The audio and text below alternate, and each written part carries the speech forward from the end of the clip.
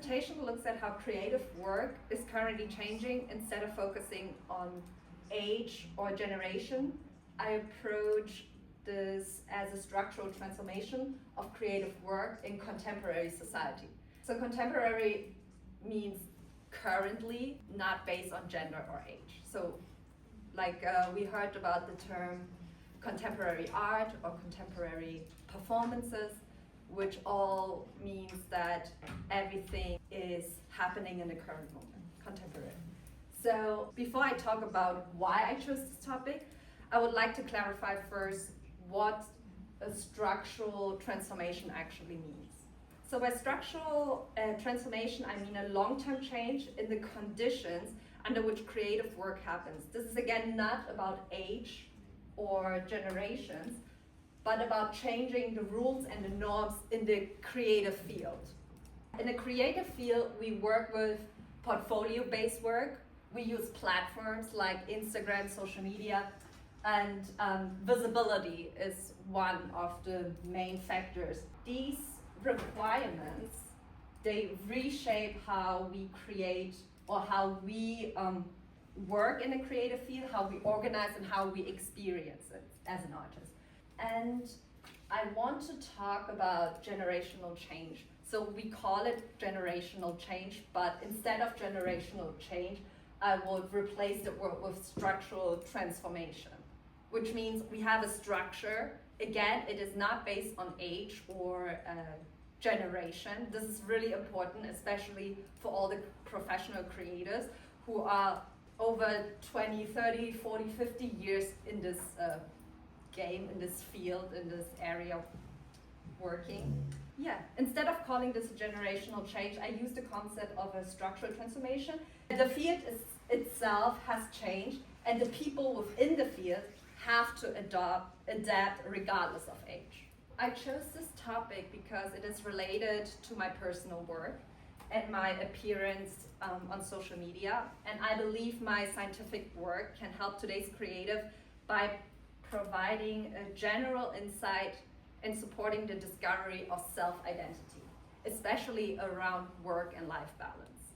And what I'm interested in is not a generational mindset, but a change in the conditions under which creative work happens. And these conditions affect students, freelancers, and experienced creators, although all in different ways. So creative work today is no longer just about producing work. It is about visibility, self-presentation, and constant availability. And platforms like Instagram, YouTube, TikTok, they have become central spaces where professionals' success is displayed and evaluated, which means in simple terms, professionals and consumers look closely onto your social media, and then they decide how good, how useful or successful your content is, and how your content can contribute to their projects or their lives. And my research question is gonna focus on how does social media portfolio-based work influence how the ideal job is understood in creative work today? And in simple terms, how do these structural conditions, social media portfolio-based work, actually these two, social media and portfolio-based work, influence how people in creative fields think about career success and the ideal job? The theoretical background, or my theoretical background, combines researches on portfolio careers, personal branding as labor, and what I mean by that is, just to clarify it, personal branding as a labor includes brand collaborations or work where you are actually get paid. So normally if we take the word labor away, then people would assume, oh, you're getting paid for doing social media. It's a complete different perspective or point of view than saying my personal brand is a labor. It's running, it's working. The role of social media in shaping ideas of success is based on these three. There's an underline missing, I could animated that, but Yeah, all these three combined together will show us that this creative work is increasingly flexible, but also really insecure. You never know when your next payment is gonna be, and you never know if you even get a job for the week or for the month. So I created, like based on that framework, I formulated 3 hypotheses. They focus on work value, psychological pressure, and economic perception shaped by social media. So my first hypothesis focuses on work value. Creators who prioritize passion and freedom are financially more willing to accept economic insecurity and are more likely to reject the idea of long-term dream job. This reflects the shift towards portfolio-based work and the changing expectations of stability. My second hypothesis addresses the psychological cost of visibility in creative work, and it assumes that higher pressure to maintain personal branding is associated with higher levels of creative exhaustion and burnout. This hypothesis is grounded in the idea that visibility has become a structural requirement of creative work and will be tested by analyzing the relationship between branding pressure and burnout indicators. Anyways, the psychological pressure, so when you do social media or you kind of want to do it on the side, you will always have this psychological pressure that you feel unsafe because you're putting yourself out. And as a human nature, you cannot, especially when you do behind the scenes, you cannot constantly record yourself and feeling secure about it when you post it, or you will feel a lot of pressure. And that really, that can really cause deep depression and anxiety. So the third hypothesis, it focuses on economic perception. It assumes that influencer careers are perceived as financially more attractive than traditional creative careers. This reflects the role of social media in shaping idealized representations of success. So for example, in our field, DFD, digital film design, we have 2 career paths. We can go the path of a freelancer, of an entrepreneur, or we can go the traditional creative way where we work for Warner Brothers, or shout out, just kidding, but where we work for a bigger industry or company and work the regular, 9 to 5, get a decent payment. And yeah, when we look at social media nowadays, we realize that everyone is creating their personal brand in that area, in that field. And that caused discussion. So to explore these questions, I designed an online survey. I linked it in because I wasn't really sure. I used my personal contacts in social media to collect and analyze the survey data. To be honest, it wasn't really a lot. But I would like to continue this survey. Like, I will keep it open on my social media, and I will give it 2 weeks and let it run and let people, fill it out, and then I will include it into my scientific work paper. I took out the most interesting questions, and the one is, I prefer freelance or project-based work over traditional full-time work. And I had 8 responses in total, so 5 of them rated it as I agree, 1 is I disagree, 5 is I agree. And that was actually really interesting, because this one is I prefer freelancing or project-based projects, and this one is building a personal brand feels like a necessary job requirement today. And as we can see here, like, there are still a lot of people agreed actually to it, that you need nowadays a personal brand or an image in order to attract a certain amount of jobs. May I have one question about your target group? Yeah. Did you have a specific target group or just Creators. Generally, creators? like artists. So these are all creators who had participated in your Yes, creators in the sense of photographers Yeah, or yeah. models, influencers. Actually, everyone who perceives themselves working in a creative Yeah, area, yeah, and that okay. includes cook, for example.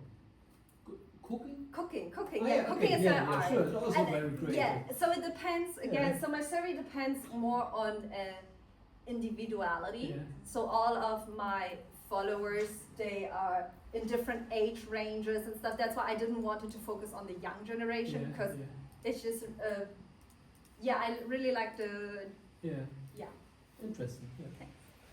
I feel that creative careers are financially insecure. This is the point which I think is really interesting because everyone was saying that we prefer freelance or project-based work, but we also think it's a requirement to have a personal brand, which falls in the category of freelancing because that's what you do. You create your stuff.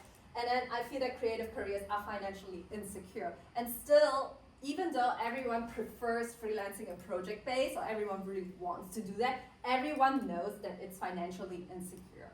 And that, I think that is a really interesting point because it's more like a wishful thinking, like, I really want this, but finance, And then the last one, I focus on the question, when you think about success in your creative path, what comes to mind first? And this is really interesting again, because half of the participants, even it's only 4 of them chose financial stability.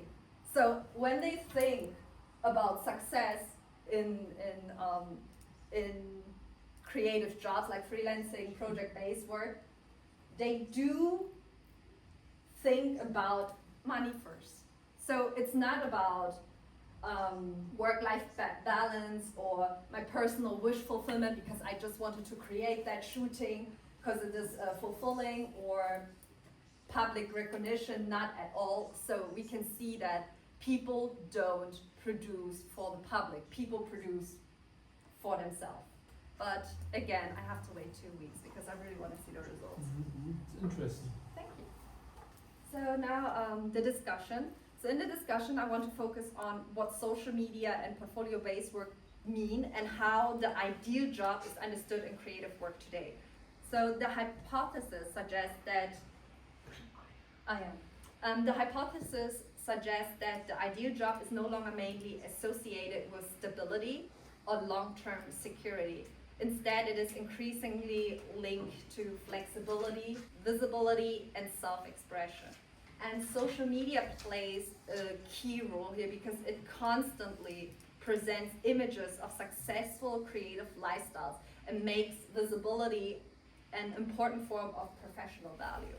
So professional base work reinforces this shift by emphasizing projects, adaptability, and continuous self-presentation.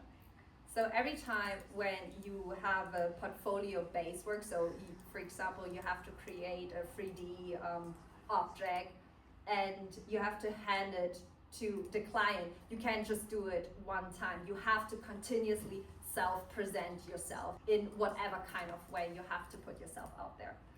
And as a result, the ideal job becomes something dynamic and ongoing rather than a stable end goal. So being a freelancer, it's more about, I would say it's more about the journey itself. Because if you are able to build, to continuously self-present yourself, you can build along the way a dynamic or a system that works for you, and therefore you create stability along the way, right? So while when you are, for example, working in a 9-to-5, the end goal is stability. Like you will always feel stable and secure, and you will be depending on your boss, obviously, but you might be creatively shrinked. Oh, importantly, this should not be understood as a generational change, but as a structural transformation of creative work that affects creators across all different professional stages. So this is really important because it's not about, oh, now we are millennials or Gen Zs, or it's not about the generation itself. Like, it goes across all the professional stages. So, and my conclusion, back to my my research question, to conclude this project shows that social media and portfolio-based work significantly influence how the ideal job is understood in creative work today. So the ideal job is less about long-term security and more about flexibility, visibility, and the ability to continuously adapt. Rather than representing a generational mindset, these changes reflect broader structural conditions under which creative work is organized today. Understanding this transformation is important for thinking about sustainability, creative careers, and work-life balance in the future. Okay, so last but not least, ladies and gentlemen, this topic matters because it shifts attention away from blaming generations and instead looks at how work structure shapes behaviors, expectation, and well-being, especially in creative careers. Thank you.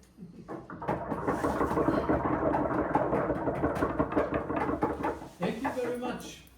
So, do we have feedback or questions? Because obviously that was an extremely interesting topic that you had here, yeah, the living condition and working conditions of creatives.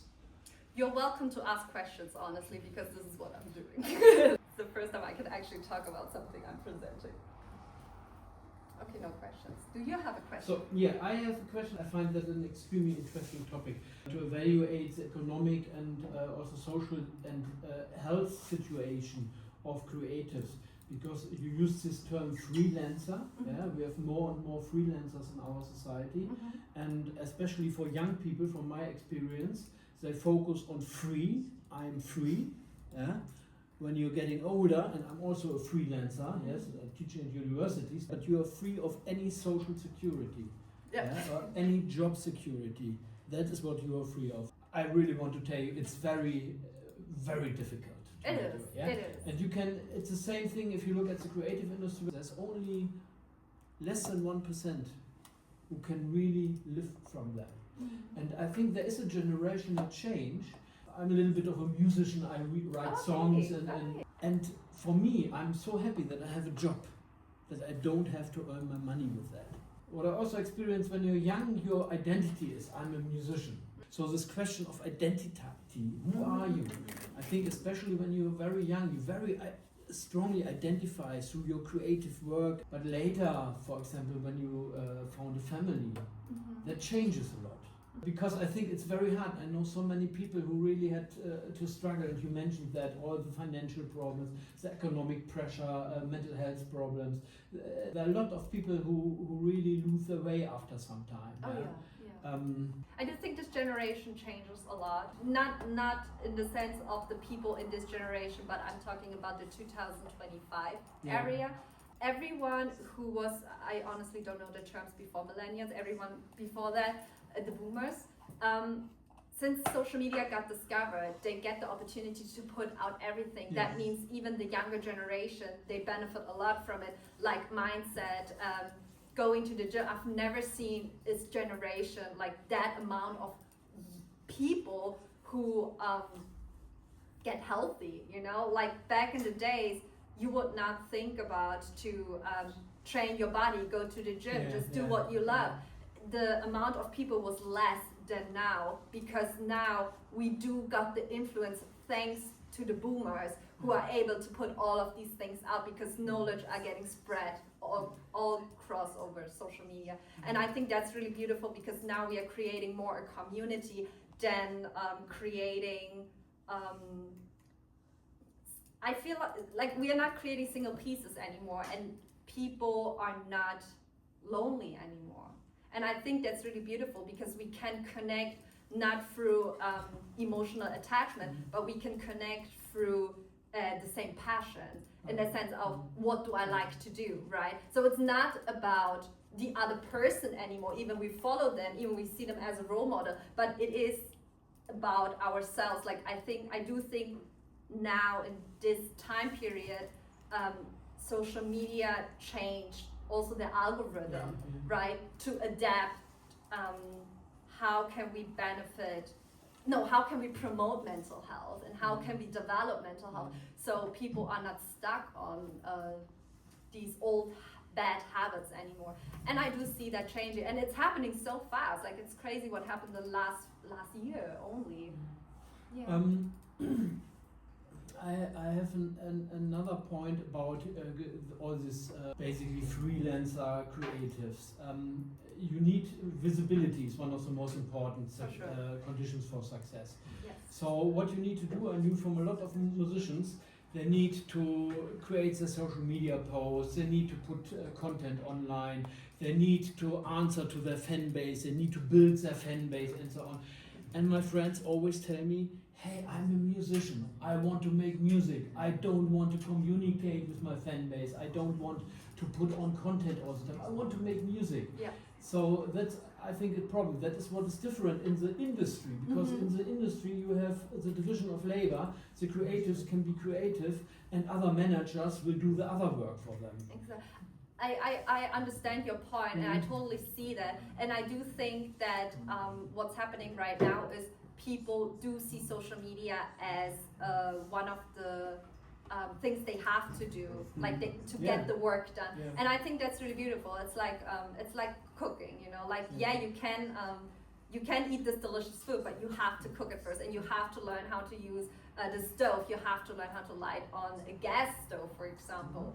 How long does an electric stove need to cook the rice? It's different than a gas stove. So I do think that nowadays everyone has to learn social media in order to get. Yeah, it's no longer an option. That's it, exactly. It's no option anymore. Okay, 2 points where I think you can improve. The first point is about the theoretical background. Yeah. As you said, most people said, I'm successful when I'm financially successful. Yeah. I don't think that is correct. Yeah, if you think of people like Van Gogh and so on, they have been poor their whole life, and they became famous after they were dead.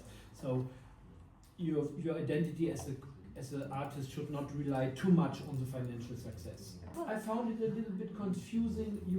It was very important to you to clarify that we have a structural change and not a generational change. I didn't find that so important, to be honest. It was a little bit confusing because your main topic was what is the social and the health and the economic situation of content creators, basically. Yeah, is it correct? Basically, yeah. I think the reason why it was so important to me, or I pointed it out so many times, it's because it was so important to me that it's that when I say generational, that people don't think as the Gen Zs or the younger generation.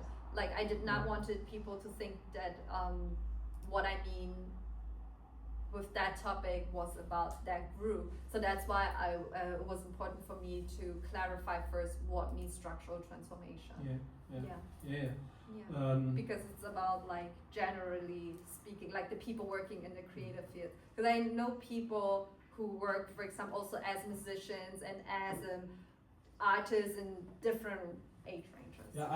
I didn't understand the relevance in the context of your topic, so I didn't find it so relevant, but maybe that is because I think all these conversations about generations is just bullshit. Yeah, totally. All the generations are so different, and all this is just marketing bullshit, from my perspective. Yeah. So and just part of this blame game that we have going on now, spreading hate between different generations and so on.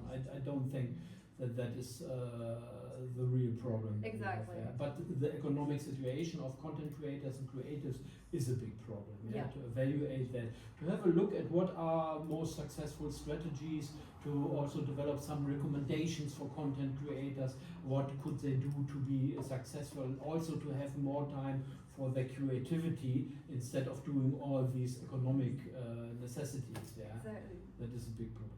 Okay, but thank you very much for Thank that. you. And, Thank I you. loved your enthusiasm about your topic, I must say. Thank you. I really love that too, honestly. I really like that. Well, it's Okay. about me, so.